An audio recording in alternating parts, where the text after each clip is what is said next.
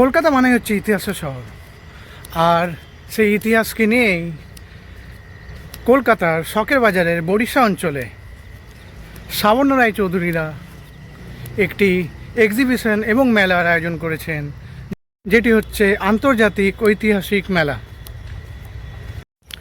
এই মেলাটি চলছিল গত 8ই ফেব্রুয়ারি থেকে 11ই ফেব্রুয়ারি পর্যন্ত, এবং আজ 11ই ফেব্রুয়ারি এটির শেষ দিন। তো আমরা শেষ দিনে এই মেলাটি ভিজিট করতে গেছি। চলুন আপনাদের ওখানে নিয়ে যাচ্ছি আমার সাথে। আচ্ছা, আমরা চলে এসেছি জায়গাটিতে। বাঁদিকে শিব মন্দিরগুলি, আমরা পেছন দিক দিয়ে ঢুকছি, সামনের দিকে হোর্ডিংটি আছে, পাশে এখানে রথের মন্দিরটি আছে। এখানে যে রথটি রাখা আছে এটি প্রত্যেকবারে সাবর্ণ রায়চৌধুরীদের রথে বেরোয়। তো এটি অ্যাকচুয়ালি সাবর্ণ রায়চৌধুরীদের রথ। এই জায়গাটি হচ্ছে একদম শখের বাজার থেকে শিলপাড়ার মাঝখানে, যে বলরাম মল্লিকের যে মিষ্টি দোকানটি আছে তার পাশ দিয়ে যে রাস্তাটি, সেখানে এই রাস্তাটা দিয়ে এগিয়ে যেতে হবে আমাদের, আর তারপরে আপনাদের ধীরে ধীরে ডান দিকে যেতে হবে। সো এইদিকে যে ডান দিকে রাস্তাটা দেখতে পাচ্ছেন, এই রাস্তাটা দিয়ে আমরা যাব। ওই দূরে দেখতে পাচ্ছেন লাইট আছে, তো দূর থেকে দেখা যাচ্ছে যে ওখানে প্রোগ্রামটি হচ্ছে। একটু এগিয়ে গেলে আমরা দেখতে পাবো এখানে দেখতে পাচ্ছেন লেখা আছে Sabarna Roychowdhury family, Sabarna family heritage, history of Sabarna family heritage. So actually এনাদের দ্বারাই এই মেলাটি করা। এবং সামনে যে দালানটি দেখতে পাচ্ছেন এটি হচ্ছে পুরনো দুর্গা দালান। সো বড় বাড়ি পুরনো দুর্গা দালান হচ্ছে এটি। এনাদের আটচালার যে পুজোটি হয় ওটি সব থেকে পুরনো, আর তারপরে হচ্ছে এই বড় বাড়ির পুজোটি। এই দুর্গা দালানটি এখন ইউজ হয় না, মোটামুটি পুরো বাড়ির মতন হয়ে গেছে, বাট এটি ইতিহাসের চিহ্ন নিয়ে আছে। আর দেখতেই পাচ্ছেন আমরা এগিয়ে যাচ্ছি এবার যেখানে এই মেলাটি বসেছে। এই মেলাতে এবারে চিরঞ্জিত এসেছিলেন। এখানে গান হচ্ছে, প্রোগ্রাম হচ্ছে। আর ওই যে দূরে যেটা দেখতে পাচ্ছেন যে বিল্ডিংটা, ওখানেই এক্সিবিশনটা আছে। ওখানে এনাদের সাবর্ণ সংগ্রহশালা আছে, যেখানে আপনারা নর্মাল টাইমে এসে দেখতে পারেন, কিন্তু এবারে একটু স্পেশাল। আর এইদিকে মেলা বসেছে, আর এইদিকে যে দুর্গা দালানটির কথা আমি আপনাদের বলছিলাম, সেই দুর্গা দালানটি হচ্ছে এটা।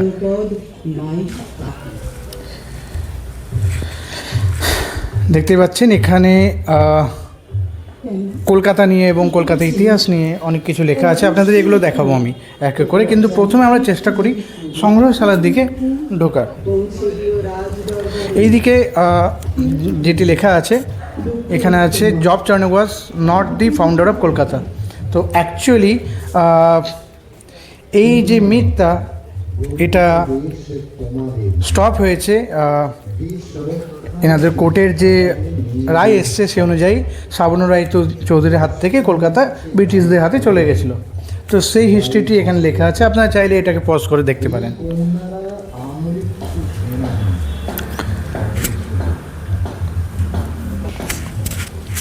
এখানে সেই যে কোর্টের রায় যখন বেরিয়েছিল, সেই সময় যে পেপারে ছাপা হয়েছিল এই রায়টি, যে কলকাতার আবিষ্কারক জব চার্নক নয়, সেই পেপার কাটিং এবং সেই পুরো নিউজটা এখানে দেওয়া আছে। এখানে আছে লক্ষ্মীকান্ত রায়চৌধুরীর নামে। ইনি হচ্ছেন এনাদের এই সাবর্ণ রায়চৌধুরী বংশের প্রথম আর কি, যিনি রায়চৌধুরী উপাধিটি পেয়েছিলেন।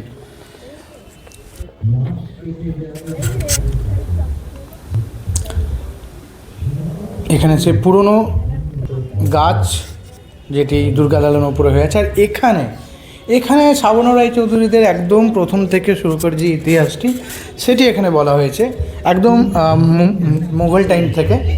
দেখতে পাচ্ছেন আকবর, জাহাঙ্গীর, তাদের এখানে ছবি দেওয়া আছে। তো এখানে পুরো ইতিহাসটি লেখা আছে যে মানসিংহ কীভাবে লক্ষ্মীকান্ত গঙ্গোপাধ্যায়কে কলকাতার সহ এবং আলী শহর সহ পুরো জায়গাটি দেন, এবং তারপর কি করে ওনারা এখানে বাগানবাড়িতে এসে বড়িছাদে নিজের স্থপতি স্থাপন করেন, এবং তারপর এখানে কীভাবে আটচালাতে পুজো হয়েছে, প্লাস তারপরে কিভাবে এনাদের রথ, যেটা আমি দেখাচ্ছিলাম, এটি হচ্ছে সেই রথ। এখানে ছবিটি দেখতে পাচ্ছেন। তো এই রথের উৎসবটি কীভাবে হয়, তো পুরো এক্সপ্লেনেশন, পুরো হিস্ট্রি এখানে দেওয়া আছে। এখন যে রথটি দেখতে পাচ্ছেন এটি সেই রথ কিন্তু তখনকার দিনের। এবং এখানে তাদের যে কৃষ্ণ ঠাকুরের বিগ্রহ এবং সাথে মা কালী, কালীঘাটের মা কালীর যে হিস্ট্রি এবং তার মধ্যে এনাদের বংশের যে অবদান, সেটিকে কালীঘাট মন্দিরকে আজকে রূপ দেওয়ার জন্য ওখানে কালীঘাট, কালীক্ষেত্রকে কালীঘাটের নামে যেহেতু এখন জানা হয়, সেই ঘাটটি তৈরি করেছিলেন এনাদেরই বংশধর। তো সেই সব যে হিস্ট্রি আছে সেই হিস্ট্রিগুলো এখানে দেওয়া আছে। আমি সবগুলো পড়তে পারছি না এই ভিডিওর মাধ্যমে, কারণ তাহলে ভিডিওটি অনেক লং হয়ে যাবে। তো আপনারা যদি জানতে ইচ্ছুক হন তাহলে আমার এই ভিডিওটা এই জায়গাগুলোতে পজ করে আপনারা পড়তেই পারেন। তাই আমি খুব স্লোলি এই জায়গাগুলোতে এগোচ্ছি। এবার আমরা ট্রাই করব সংগ্রহশালার দিকে যাওয়ার। তো এই হচ্ছে সংগ্রহশালার গেট। এটা এনাদের বড় বাড়ি এবং এই বড় বাড়িটিকে সংগ্রহশালা হিসাবে নির্মিত করা হয়েছে এখন। এটা হচ্ছে গেটটা, আমরা এই গেট দিয়ে ঢুকবো। এখানেই এক্সিবিশনটি আছে এবং সংগ্রহশালাটিও এখানেই আছে। এই দেখুন এখানে বাইরেটাতে সাবর্ণ সংগ্রহশালা, এর ভেতরে সংগ্রহশালাটি, আর এখানে এক্সিবিশন আছে। এনাদের এবারের থিম হলো জাপান, কিন্তু তার সাথে সাথে বাইরে কিছু মিথ এবং তার এক্সপ্লেনেশন এনাদের ওয়াইজ দেয়া আছে। আপনারা পজ করে দেখতে পারেন। এখানে সেই সব ঘটনাগুলো বলা আছে যে কিভাবে, যেটি মিথ এনারা বলছেন যে এনাদের হাত দিয়েই ব্রিটিশদের কাছে চলে গেছিলো কলকাতা, ইন দ্য সেন্স যে এনারা বিক্রি করে দিয়েছিলেন, সেটি মিথ। এবং রামপ্রসাদের নিয়েও যে মিথ আছে এনাদের অনুযায়ী সেগুলো লেখা আছে। আর এখানে উপরতলাতে ওনাদের বাড়ি এবং ওখানে একটি এক্সিবিশন আছে, কিন্তু এনাদের সিকিউরিটির জন্য আমরা ভেতরের এগুলো দেখতে পারবো না, কারণ এখানে ফোন নিয়ে যাওয়া অ্যালাউ করছেন না এরা। সংগ্রহশালা দেখে আমরা বাইরে চলে এসেছি। আপনারা চাইলে নেক্সট বার কিন্তু অবশ্যই আসবেন সংগ্রহশালার এখানটায় দেখে যাবেন। যদিও সংগ্রহশালা অন্য টাইমও খোলা থাকে, তখন আপনারা এসে দেখতে পারেন। এইটি হচ্ছে বাইরের দিকটি, এখানে দেখতে পাচ্ছেন। এটা হচ্ছে 20তম ফেস্টিভ্যালটি এখানের। আর আমরা এক এক করে এই হোর্ডিংগুলো দেখব, যেখানে ইয়ার ওয়াইজ এনাদের কী কী অ্যাচিভমেন্ট সবর্ণ রায়চৌধুরী বংশের, সেটিকে এখানে লেখা আছে। ঠিক সেমভাবে আমি যেরকম বললাম, আপনারা জানতে চাইলে, যদি ডিটেলসে জানতে চান, তাহলে আপনারা এই জায়গাগুলিকে পজ করে নেবেন, নিয়ে দেখবেন। কারণ প্রত্যেকটি জিনিসকে এক এক করে বলা তো একটা ভিডিওর মাধ্যমে সম্ভব নয়।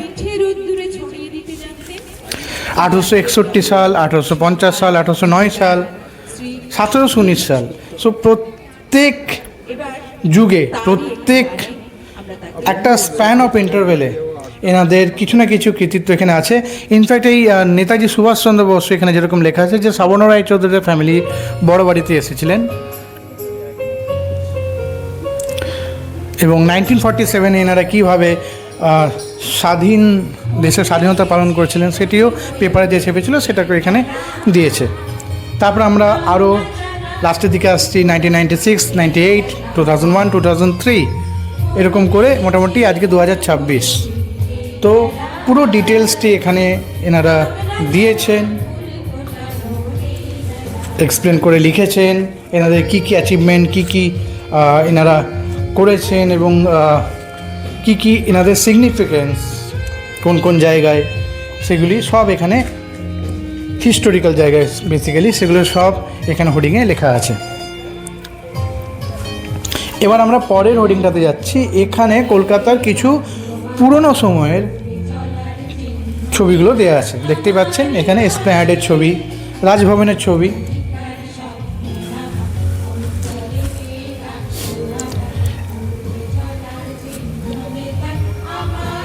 এখানে চৌরঙ্গীর, এখানে ক্যালকাটা হাইকোর্ট। সো এই প্রত্যেকটি জায়গার প্রত্যেকটি বিল্ডিংয়ের পুরনো ছবিগুলো এখানে দেওয়া আছে।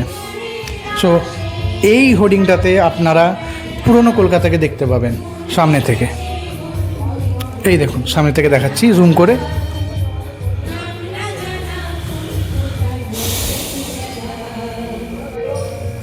আর এটি হচ্ছে এখানের যে উৎসবটি তার হোর্ডিং। আর এরপরে একটি নতুন চমক আসছে, চলুন আপনাদের দেখায়। এইটি হচ্ছে সবথেকে ছোট গাড়ি কলকাতার, যেটি তৈরি করেছেন এনাদেরই একজন বংশধর। এনাদের তৈরি করা সবথেকে ছোট গাড়ি। এটিতে অভিনেতা চিরঞ্জিত এবারে এসে বসেছিলেন। তো এই ছিল আজকের আমাদের ভিডিও, শ্রাবণ রায়চৌধুরীদের আয়োজিত ইন্টারন্যাশনাল হিস্ট্রি ফেস্টিভ্যাল। আজকে এখানেই আমরা শেষ করছি, পরে ভিডিওতে আবার দেখা হবে। ততদিনের জন্য ইতিহাসকে জানুন, ইতিহাসকে ফিল করুন এবং কলকাতার ইতিহাসের মধ্যে মজে থাকুন।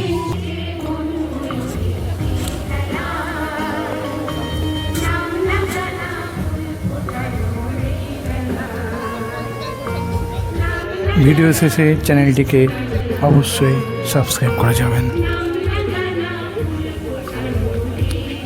এবং ভালো লাগলে অবশ্যই জানাবেন।